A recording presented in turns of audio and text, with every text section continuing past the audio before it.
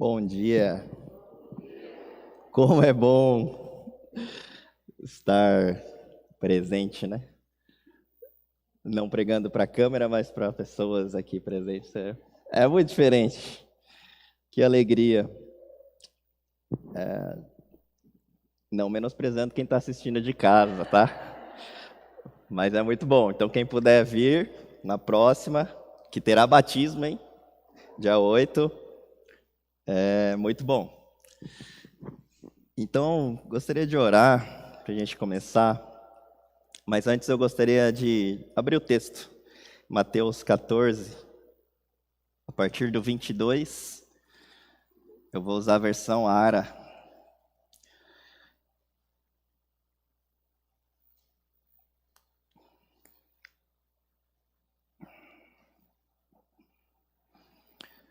Mateus 14, 22 diz assim: Logo a seguir, compeliu Jesus os discípulos a embarcar e passar adiante dele para o outro lado, enquanto ele despedia as multidões.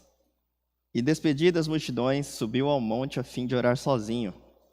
E caindo a tarde, lá estava ele só. Entretanto, o barco já estava longe, a muitos estádios da terra, açoitado pelas ondas, porque o vento era contrário. Na quarta vigília da noite, foi Jesus ter com eles, andando por sobre o mar. E os discípulos, ao verem-no andando sobre as águas, ficaram aterrados e exclamaram: É um fantasma! E tomados de medo, gritaram. Mas Jesus imediatamente lhes disse: Tende bom ânimo, sou eu, não temais. Respondendo-lhe Pedro disse: Se és tu, Senhor, manda-me ter contigo por sobre as águas. E ele disse: Vem. E Pedro, descendo do barco, andou por sobre as águas e foi ter com Jesus. Reparando, porém, na força do vento, teve medo e começou a submergir. Gritou: Salva-me, Senhor! E prontamente Jesus, estendendo a mão, tomou e lhe disse: Homem de pequena fé, por que duvidastes? Subindo ambos para o barco, cessou o vento, e os que estavam no barco adoraram, dizendo: Verdadeiramente és Filho de Deus. Vamos orar? Senhor, esta manhã, com grande alegria, com grande gratidão, podermos estarmos reunidos, Senhor, uma porção da Tua igreja, podendo presencialmente estar em comunhão, podendo Te louvar, depois de tantos ventos fortes que nós passamos e ainda estamos passando. Nós queremos Te glorificar, Te dar toda a honra, toda a glória, porque até aqui o Senhor tem nos guardado, nos sustentado todos os dias, Senhor. Seja nos provendo, seja nos dando saúde, em todas as áreas nós Te louvamos, Deus, e Te agradecemos, porque isso é graça e misericórdia do Senhor. Abençoa, Senhor, este momento, abra o nosso coração, que possamos ter, Senhor, realmente um coração aberto para ouvir o Teu Espírito e entender e aprender e ser edificado pela Tua palavra tão preciosa. Em nome de Jesus, amém. Essa é uma passagem bem conhecida, um dos milagres de Jesus, talvez o mais conhecido ou um dos mais. É um dos que João faz questão de relatar no seu evangelho também, além de Mateus, e também é relatado no evangelho de Marcos, né? Essa é uma passagem muito importante e eu gostaria de falar sobre ela nessa manhã, né? Só para a gente entender um pouquinho antes disso, Jesus ele havia feito outro grande milagre. Nesse mesmo dia, Jesus ele e os discípulos, na verdade, pouco antes desse outro grande milagre, Jesus e os discípulos estavam cansados, fisicamente, mas também emocionalmente, né? Qual que era o contexto? As demandas do povo, as demandas da multidão que o seguiam eram muito grandes. Então, ele tinha que curar, libertar, pregar o evangelho, enfim. E os discípulos ali também trabalhando para isso, e a multidão cada vez aumentando. E todos ali querendo ver os milagres de Jesus, seguiam ele. Mas também eles estavam cansados emocionalmente. Por quê? Nesse mesmo dia eles tinham acabado de descobrir, de ficar sabendo que João Batista havia sido morto. Então, juntando todas essas coisas, eles estavam numa situação de crise, de estresse, e Jesus fala: vamos nos retirar. Então, ele atravessa o mar com os discípulos, a fim de se retirar para um lugar deserto. Só que chegando lá, o que aconteceu? A multidão já estava sabendo que eles estavam indo para lá. E a multidão começou a se juntar ali. E o relato diz que Jesus teve compaixão da multidão. Então ele começou a atender ali novamente a multidão, essa demanda, apesar de todo esse cansaço, apesar de toda essa situação que eles estavam vivendo. João Batista, como a gente conhece, veio para abrir o caminho para Jesus. Ele é o último profeta legítimo da ordem antiga, né? E além disso, ele era primo de Jesus e muito chegado. Ele que veio pregar o arrependimento, ele que batizou Jesus. Enfim, ele havia sido decapitado à ordem de Herodes, estava morto. Então era um momento de luto, um momento de cansaço e de estresse, e mesmo assim Jesus teve compaixão e ali atendendo a multidão. E nesse mesmo dia, ao final da tarde, surgiu mais uma demanda, mais uma necessidade da multidão. E qual era essa necessidade? De alimento. A multidão ali seguindo Jesus e tudo, então olhou para aquela situação e aí teve aquela conversa que relata acho que em Mateus, ou em Marcos, ou em João, que Filipe fala: mas não tem como nós alimentarmos essa multidão. E Jesus fala: não tem como, né? E ele fala: não tem, nem se a gente tivesse tanto de dinheiro e iria dar para comprar um pedacinho de pão para cada pessoa. Mas nem isso a gente tem e também não tem nem onde comprar. E aí foi que o discípulo André vem com o menino lá com os peixinhos e os pães, e Jesus faz a multiplicação dos pães e alimenta toda aquela grande multidão, que ao todo eram 5.000 homens, mais mulheres e crianças. E nesse mesmo dia, logo a seguir, então, vem essa passagem. No final da tarde, Jesus olha para os discípulos e manda eles entrarem no barco e atravessarem. Ele compele os discípulos. E aí eles obedecem a Jesus, né, enquanto Jesus se despedia das multidões. E Jesus, o que ele faz? Se retira a fim de orar. Isso no verso 22 e 23. E eu gostaria aqui de citar um ponto que está relatado em João 6,15, que diz assim: sabendo, pois, Jesus, que estavam para vir com o intuito de arrebatá-lo para o proclamarem rei, retirou-se novamente, sozinho, para o monte. Né? Qual era a situação? Jesus ali, nesse meio tempo em que ele manda os discípulos embarcarem, ele afasta os discípulos e ele se retira, porque ele já sabia da intenção da multidão. A multidão queria proclamar Jesus rei, mas não era uma proclamação legítima e também não era o objetivo de Jesus. Jesus, sabendo dessa intenção errada, por quê? Imagina comigo, você está lá no meio da multidão, você vê muitos milagres, muitas pessoas sendo curadas. Você está ali com fome no meio da multidão e de repente, com alguns peixinhos e pães, ele consegue alimentar toda a multidão. No meio do deserto. E aí, automaticamente, o que nós pensamos? Ele precisa ser declarado rei. Ele alimenta a multidão nos desertos, ele cura, ele traz libertação. Né? É uma coisa até natural. Mas eles queriam proclamar ali rei naquele dia mesmo. E Jesus, sabendo disso, se retira e vai orar, enquanto os discípulos estão lá no barco, atravessando. E aí, avançando para o verso 24, que nós podemos, então, entender que essa situação de extrema crise, uma situação complicada naquele dia, ela começa a piorar um pouquinho mais. Por quê? No verso 24, como nós podemos ler, entretanto, o barco já estava longe, a muitos estádios da terra, açoitado pelas ondas, porque o vento era contrário. A situação deles já não era boa e piorou um pouquinho mais. Eles pegaram vento ao contrário, uma tempestade. E aqui eu vou dar 2 exemplos. Estávamos lá, eu, pastor Luiz, seu Ciro, pescando. Lá no Rio Paraná. Na verdade, a gente estava bem para lá, do outro lado, lado do Mato Grosso do Sul. Final da tarde. Vamos embora, vamos. Então vai eu lá pilotando, né? Justo na minha vez. Puxo a fieira do motor, anda um pouquinho e para. Falei, e agora? Tem gasolina, tá tudo certo, vamos tentar de novo. E para, e começa a sair fumaça.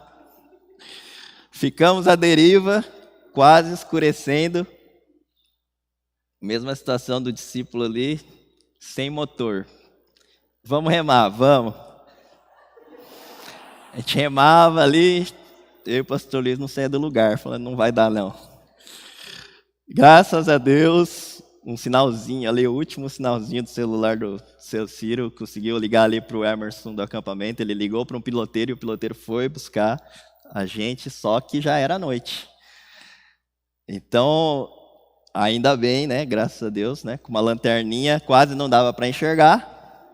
E meu celular voltou a funcionar, então pelo GPS ali deu para passar pelo labirinto, pelo esgotão que o pessoal chama, que é uma pequena passagem. Conseguimos chegar no acampamento, mas deu medo. A gente já estava pensando, se der tudo errado, a gente vai para aquela ilha ali e a gente fica ali, tá? Tá bom, só para chegar na ilha já ia demorar muitas horas. Mas enfim, essa é uma situação que já é complicada.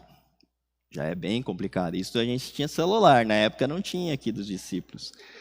E aí eu lembro de outra situação, essa um pouco mais recente, estávamos eu e o presbítero Edson Ada, de novo pescando. Só que dessa vez foi vento ao contrário, vento sul. O pessoal fala assim, quando tem vento sul em Panorama ou Epitácio, vai embora. Encosta o barco porque é muito perigoso. Vento sul é quando é ao contrário da água. Contrário da corrente. Então forma muitas ondas. E a gente estava lá com o barquinho já um pouco melhor, maior, motor, né? Tal, vamos lá. Um trajeto que era para demorar de 15 a 20 minutos, a gente demorou 40 a 50, o dobro. E passando muito medo, né? Porque fazia assim, parecia que ia entrar água e voltava. De novo eu que estava pilotando, né? Não sei se isso quer dizer alguma coisa. Mas enfim. Por que eu dei esse exemplo? Vocês imaginam essa situação, o vento ao contrário, batendo no barco dos discípulos, mas naquela época não tinha motor. Naquela época não tinha tantos recursos como a gente tem. E eles lá lutando e lutando, não saía do lugar. A situação é que eles já passaram lá muitas vezes, eram conhecedores do local. Além disso, alguns deles eram pescadores, profissionais de verdade, né? Viviam disso, conhecedores do mar, conhecedores do vento, conhecedores da água, do barco, enfim. E eles ali lutando e não conseguiam avançar, eles estavam literalmente presos ali, né? E o relato diz que eles estavam a muitos estádios, então vários quilômetros da margem. E para piorar, era à noite. Né?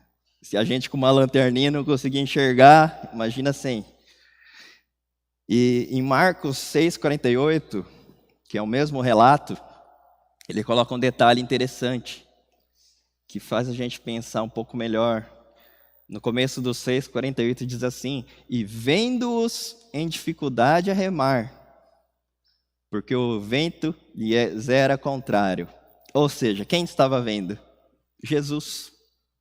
Jesus ali no monte, só deu aquela olhada ali e falou, meus discípulos ali presos ali, ó. O vento batendo ao contrário, eles não saem do lugar. Eles estão achando que estão saindo, mas estão indo para trás, ó. E ele lá orando e orando com Deus a sós.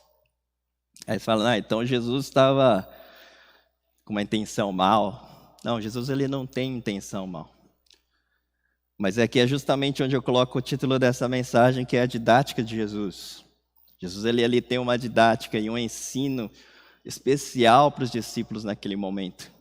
E é por isso que ele permite que isso aconteça. Você acha que ele não sabia que eles iam pegar um vento contrário? Né? Acho que ele até falou, vai pegar o vento contrário, deixa eu ficar aqui, esperar um pouquinho mais. Só para ver. E aí no relato no versículo 25 e 26, que aí fica mais interessante ainda, no 25 diz assim: na quarta vigília da noite, foi Jesus ter com eles andando por sobre o mar. Quarta vigília da noite, né, na tradição, na cultura da época, quer dizer que era o último período, ou seja, das 3 da manhã às 6. Então Jesus deixou a primeira, a segunda, a terceira, e ele ia orando e vendo os discípulos ali. Né? E aí lá na última, quase amanhecendo, ou seja, isso foi em torno de 9 a 10 horas que eles estavam ali. Imagina o cansaço, imagina a situação que eles estavam. Porque além do cansaço, além de não sair do lugar, o que começa a acontecer? Você começa a ter medo. Porque começa a entrar água. Se nos barcos modernos a água entra, imagina naquela época. E começa ali a ficar complicado, porque você começa a perder a força, você perde o seu motor, que é o remo, porque você está cansado. E ali com medo, cansados, Jesus vai até eles, né? E propositalmente Jesus permite isso. E as lições que Jesus tem para ensinar para eles são especiais, são para nós também. E aí os discípulos, né? No 26, o relato diz que os discípulos vendo ali aquele homem, aquele vulto de longe andando sobre as águas, eles acharam que era um fantasma. Aí piora um pouco mais, né? Aí tá com medo do fantasma, não vão morrer aqui afogados, vão morrer por causa do fantasma. O que é isso aqui? Veio buscar a gente, né? Imagina o que eles pensaram na época. E com medo, né? Literalmente eles ficaram em choque, eles ficaram apavorados e eles gritaram. Então a situação era muito complicada. E ninguém tinha visto algo igual. Não tinha. Até então.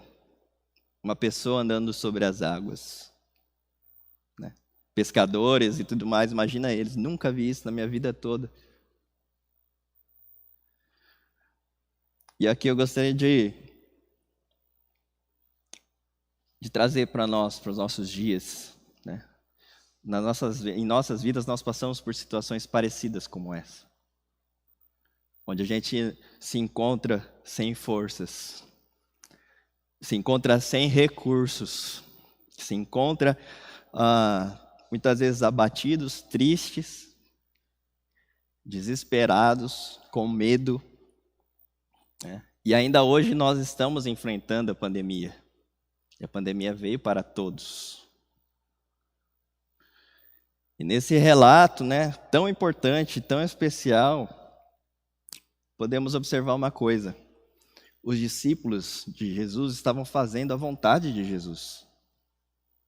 Eles não estavam indo contra a vontade de Jesus. Pelo contrário, eles de imediato obedeceram a Jesus. Jesus falou, vai, embarca no barco e atravessa o mar.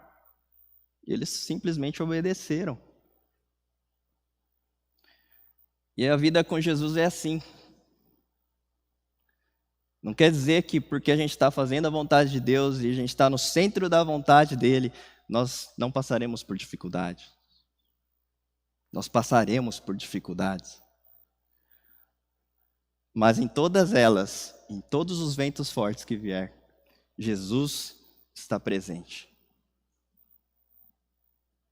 E no verso 27, ele nos diz, ele ali sobre as águas, e ele fala conosco aqui também, tem de bom ânimo, sou eu, não temais, não tenha medo, tem de bom ânimo, sou eu, e esse sou eu é o mesmo eu sou. Quando Deus se revela ali no Velho Testamento, quando ele fala eu sou, é o mesmo eu sou. Jesus ali ele estava revelando quem ele era, a sua identidade, claramente. A chuva cai para todos, sendo discípulos ou não, fiéis ou infiéis, justos ou injustos. Mas a diferença é que em todas as tempestades das nossas vidas, nós temos a certeza que Jesus está conosco. Ele nos resgata, nos fortalece, nos anima e lança fora todo medo. Imagina o alívio dos discípulos em escutar a voz de Jesus: tem de bom ânimo, sou eu. Não tenha medo. E aí mais um momento agora, no verso 28 e 29, um momento especial também, que Pedro, com ousadia, dá um passo de fé. Ele fala: se é tu mesmo, Senhor, manda-me ter contigo sobre as águas. Jesus fala: vem, vem Pedro, pode vir. E Pedro anda sobre as águas.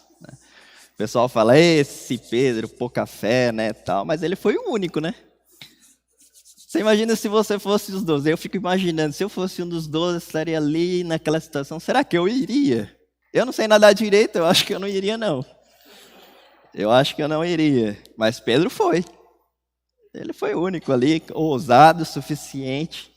E ele teve fé por um momento. Teve fé, ele foi. E aí, avançando, Pedro andando sobre as águas, né? O verso diz ali que ele começou a reparar na força do vento. O vento era muito forte, começou a olhar, falei: esse negócio esquisito aqui, meio mole, né? Eu acho que não sei, hein? Acho que eu vou afundar aqui, tô ficando com medo de novo. E ele começou a afundar, submergir. E aí ele gritou: salva-me para Jesus. Jesus imediatamente segurou a mão dele. E aí eles entram no barco. E eu gostaria de trazer uma aplicação para nós, para você que já é um discípulo de Cristo e tem uma boa caminhada com Jesus, que já tem essa boa caminhada, como os discípulos tinham. Você que sempre quis fazer a vontade de Jesus. Você que sempre quis servir as pessoas da melhor maneira, servir a igreja da melhor maneira. Porém, por conta de eventos fortes, sabe? Que podem ser palavras, mágoas, decepções, circunstâncias, cansaço, como eles estavam aqui, falta de equilíbrio, o medo novamente, você acabou desistindo. Ou está pensando em desistir. E o que Jesus tem para falar para vocês nesta manhã é: não desista. Não desista. Simplesmente dependa de Jesus. Como nosso irmão Gilson falou, eu simplesmente dependi de Jesus e foi da vontade dele. E ele está em paz com isso. Porque o segredo aqui nessa parte não é a falta de fé que Pedro teve. Até porque ele teve um pouquinho mais de fé que os outros, né? Mas é a dependência de Jesus. Nós precisamos depender de Jesus. Precisamos entender nessa passagem que o foco aqui não são os discípulos, mas é, sim, Jesus Cristo. Ele é o centro. Ele é o centro dessa passagem, Ele é o centro do universo, Ele é o centro das nossas vidas. Nessa parte também podemos ver que se Pedro não tivesse tirado o foco de Jesus, ele não teria se distraído com os ventos. Os ventos fortes podem vir e vai acontecer, como nós vimos, acontece para todos. Mas a diferença é se nós vamos manter o foco naquele que é o centro, naquele que é o rei do universo, ou se nós vamos afundar, distraído pelas situações. E quantas vezes essas situações, essas circunstâncias nos aprisionam, nos travam, nos deixam para baixo, desanimados, desacreditados. Não tire o foco de Jesus. Escute a sua voz. Tem de bom ânimo. Sou eu. Não temais. No verso 32 e 33, a última parte desse relato. Subindo ambos para o barco, cessou o vento. E os que estavam no barco o adoraram, dizendo: verdadeiramente és filho de Deus. Aqui então, os discípulos reconhecem a grandeza de Jesus. Reconhecem que ele é verdadeiramente o Filho de Deus, aquele que domina sobre toda a criação, aquele que é soberano sobre o mar, aquele que é soberano sobre o vento, aquele que anda sobre as águas. Ele é o eu sou, ele é o verbo que se fez carne, ele é o único Deus. Ele é Jesus Cristo, o nosso Rei, o nosso Senhor. Ele não precisa ser proclamado Rei pelo que ele fez, mas devemos o adorar, exaltar, entregar as nossas vidas em total dependência a ele por quem ele é. Aí há uma diferença muito grande, porque a multidão, no começo, queria declarar ele pelos milagres, pelos benefícios, pelo alimento que ele dava. Vamos declarar ele rei. Mas aqui não. Depois de toda essa situação, onde chegou no extremo, onde os discípulos não tinham nada no que se apegar, nada do que mais fazer ali, nenhum tipo de recurso, suas forças já tinham ido embora. Nessa total dependência de Jesus, os discípulos reconhecem quem Jesus é. Ele é o nosso Senhor, Ele é o nosso Salvador, e eles reconhecem isso claramente e eles o adoram. E nós, como discípulos de Cristo, precisamos adorar, depender dEle. Ele deve ser o nosso Rei, deve ser o centro das nossas vidas por quem Ele é, não pelo que Ele faz.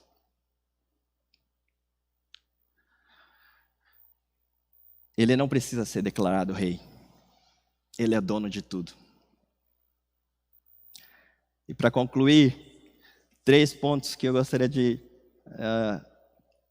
enfatizar novamente. Ponto número 1. Jesus está constantemente nos ensinando, constantemente fortalecendo a nossa fé e usando as situações para dependermos mais dele. Essa passagem, segundo ponto, não tem a ver com o que nós podemos fazer, mas tem a ver com o que Jesus pode fazer. E Ele pode tudo. E terceiro e último ponto, Jesus está sempre no controle. Sempre Ele está no controle. Pode parecer que não, mas Ele está. Ele está olhando lá de cima, observando com os olhos de amor, assim como Ele teve compaixão da multidão. Ele olha para cada um de nós com compaixão e com amor. Apenas confie e tenha fé, porque Ele nunca vai nos desamparar. Amém? Vamos orar. Jesus, nós queremos te adorar por quem o Senhor é. E o Senhor é o Salvador. O Senhor é o nosso Redentor. O Senhor é o único digno de toda adoração, de todo louvor, digno de toda a nossa vida, Senhor. Nós queremos depender do Senhor em tudo, 100%, Senhor. Não queremos depender daquilo que nós temos, porque isso veio do Senhor. Não queremos depender, Senhor, das coisas, da nossa própria habilidade, mas nós queremos depender do Senhor, porque o Senhor é soberano. Nós queremos depender porque o Senhor é o nosso Rei. O Senhor é o nosso Rei. Como sabemos, a cruz está vazia, mas o trono não. O Senhor ocupa o trono, o Senhor é o Rei do universo. Nos ajuda, Senhor, a adorar o Senhor por quem o Senhor é, não por interesses, mas sim de todo o coração, com todas as nossas forças, Senhor, com todo o nosso entendimento, todo o nosso ser. Nos ajuda, Senhor, a termos total dependência, nos ajuda a fazer aquilo que é a Tua vontade, Senhor. Nos ajuda, Deus, queremos viver, Senhor, no centro da Tua vontade. Encontre em nós, Senhor, um coração quebrantado, Deus. Um coração humilde, um coração de servo, que reconhece quem o Senhor é. verdadeiramente, Senhor, e Tu és Filho de Deus. Nós Te amamos, Senhor, nós Te adoramos e queremos cada vez mais nos aprofundar, Senhor. Estar, Senhor, nos Teus braços e simplesmente deixar, Senhor, que a Tua vontade se cumpra em nós.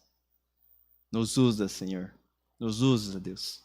Peço, Deus, nesse momento que o Senhor possa animar, Senhor, aqueles que estão desanimados. E tirar, Senhor, do nosso coração, do coração daqueles que têm medo, tirar todo o medo, Senhor.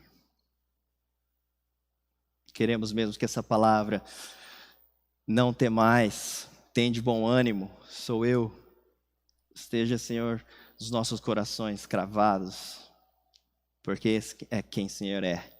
O Senhor é o eu sou, Todo-Poderoso. E nós Te amamos, Te glorificamos em nome de Jesus. Amém.